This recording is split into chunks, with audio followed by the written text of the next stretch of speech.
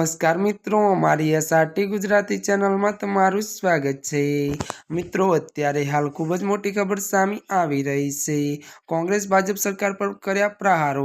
હજી આ મિત્રો આપને વિગતવાર વાત કરવામાં આવે તો ત્યારે મિત્રો કોંગ્રેસે ભાજપ સરકાર પર પ્રહારો કર્યા છે। ત્યારે મિત્રો વિગતવાર વાત કરીએ તો રાજ્યમાં એક જ દિવસમાં ત્યારે અમદાવાદમાં અને વડોદરામાં બનેલી આવારા તત્વોની ઘટનાને લઈને ગુજરાત કોંગ્રેસ પ્રદેશ પ્રમુખ શક્તિસિંહ ગોહિલે ભાજપ સરકારને આડે હાથ લેતા પ્રહારો કર્યા છે। અને મિત્રો જણાવી દઈએ કે કહ્યું છે, મળતી વિગતો અનુસાર વાત કરવામાં આવે તો ત્યારે મિત્રો ગુજરાતમાં કાયદો નકામો બની ગયો છે।